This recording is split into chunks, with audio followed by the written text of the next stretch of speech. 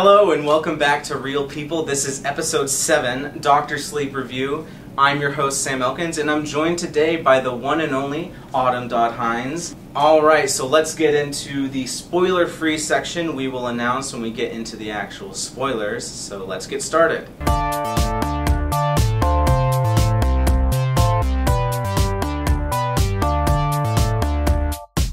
Okay, so right off the bat, initial thoughts. What did you think of the film? I loved it. Like, I honestly thought that it was everything that I needed The Shining to be in terms of like balance with the book and like the cinematography. I loved it. I think it was very well done. I really much enjoyed it. You know, Dr. Sleep is based on the Stephen King novel, the sequel to The Shining, and I had read The Shining, the book, and seen The Shining movie, but that was years ago, and I've not read Dr. Sleep, but going into the movie, from what I remember from the book and the original Shining, it felt like a very nice balance between Stephen King and also paying homage to Kubrick's vision of The Shining. Yeah, that was something that I noticed. Was I wondered what they were going to do in terms of acknowledging the movie version of The Shining, but I liked the fact that they acknowledged that the movie existed and had been made, while also staying very true to the book. But that was one thing that I wasn't totally expecting, was for them to like directly acknowledge The Shining. Like, I didn't think they were gonna like sweep it under the rug, but I thought it would be more just like referenced than like specifically like shown in like certain ways. And I thought that was effective, and I thought that like all the actors in the film did really well. Ewan McGregor really shined, and Rebecca Ferguson, who plays the villain of the film, Rose, she was incredible. She played that role perfectly. Yeah. Like, she had the attitude for it, and she had like the maniacal vibe that was very like ever present, but also she did the whole like I'm fake charming you thing very well too, which was key for her character. Yeah. I appreciated her. Yeah, no, I was shocked because in the trailer for the film, and I don't think the trailer did the film justice, and in the trailer when they showed her character, that kind of made me not very excited for the film so much, because I don't know, the whole like magician's hat look, it looked a little weird at first. I was like, I don't know if anybody can really pull that kind of look off and not make their character like a caricature almost. And then she just seemed very like a run-of-the-mill villain, just like, and then like the eyes glowing and everything. I was like, oh, okay. But when I watched the film, she pulled that off incredibly. Like, she as a character was not a conventional villain. But whenever I was seeing like posters and trailers for the movie, I was like, oh, they're just trying to go for like the whole gypsy vibe, like the we go from like camp to camp vibe. But there was a certain like emphasis on like her power in what she wore, and the fact that it was so casual but so like, I run this place and I am in charge, and I was like, yes, like she just pulled it off so well. Yeah, and it's definitely a movie that I want to go see again. Oh, for sure. That was one of the things that I loved about it in comparison to The Shining, because I think The Shining moved so slowly, which is like typical of like a Kubrick film. But the book wasn't like that at all, and so I was like, they chose to cut key things for the sake of that slow pacing.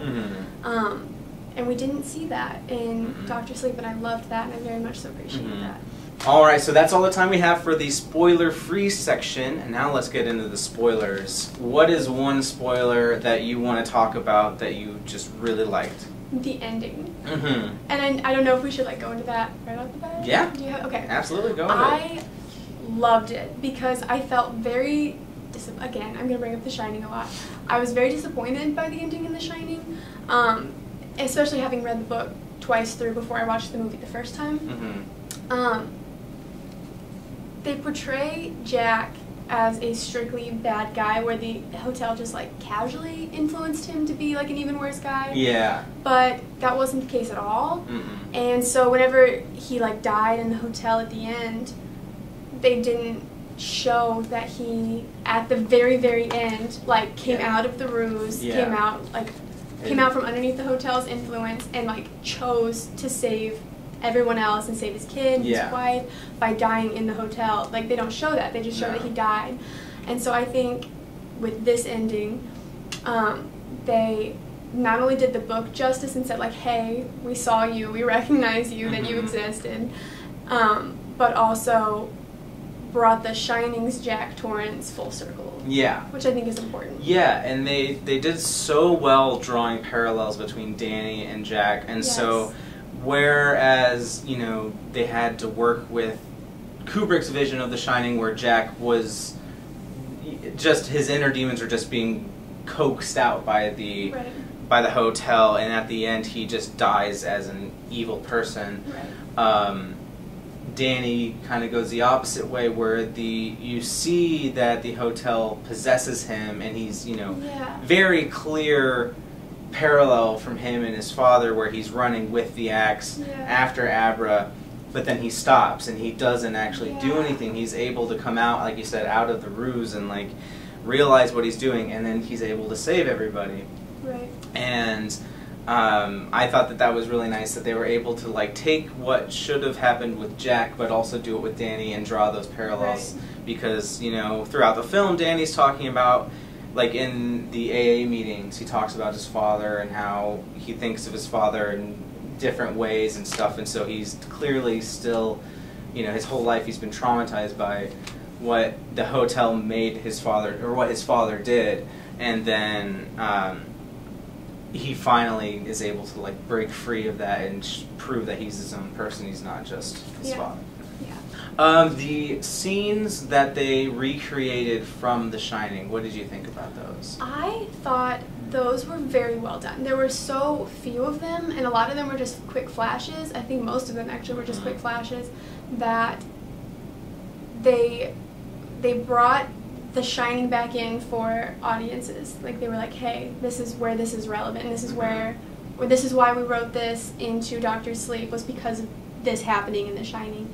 And I thought they were very well done. I thought the actress who was supposed to play, like, Shelley Duvall's Wendy looked just like her and was able to recreate those annoying mannerisms so well. Yeah. I was very impressed with her. I was not as impressed with the guy who played Jack Nicholson. No. Because he has a very distinct face, and so it's very hard to have someone else play him and then us recognize it. Because at first I looked at him and I was like, is that supposed to be? Yeah. The hair was the only thing that looked like him to me. No, that's hilarious. That's exactly my thoughts. Like, because whoever the actress was that played Shelley Duvall's character, Wendy, it just pulled it off incredibly. Perfectly. The voice was pitch perfect, literally. Literally. Yeah. And yeah, I think that the actor that they got to play Jack Torrance, you know, the iconic Jack Nicholson character. Right. I don't think anybody they would have gotten would have been able to pull that off, just because that's Jack Nicholson's most famous role, is as Jack Torrance from The Shining. And so seeing him with an axe and like, or him at a bar, just like anything in terms of like The Shining, it's hard to be able to find somebody that's not Jack Nicholson to do it. And I'm glad they didn't opt for like a CGI Jack Nicholson or anything. I expected that. Yeah. Like, just in like little ways, because Jack Nicholson has this like crazy and deranged facial expression that I thought was key to, especially like the scenes with him running around with like with an axe. And so I can't decide yet if I'm happy that they didn't, because like he didn't look menacing to me, the guy who played him, and I think that was very important in why they picked Jack Nicholson in the first place. Yeah. I did think that it was very well balanced though, and that was something that, especially whenever you're fitting that much book into one movie. I really enjoyed how they kind of they showed these villains and how menacing they were, but they also showed that Abra was much more powerful than any of them, so much so that almost like pretty easily we're able to pick them off, but at the same time there's like still a lot of surprises, like the best friend killing himself. It happened so fast. I was like, no, what? Oh yeah. What just happened? The second I saw that she was like not, like when Ewan McGregor turned to his friend and was like, don't get close, I'm like, oh my goodness, she's gonna look at him and tell him to shoot himself. I know it. I know. And then she did. It's like, oh my goodness. That part, that was a shock. It happened so fast. Yeah. Where like even after having read the book, I was like, Yeah. What? Yeah. What just happened?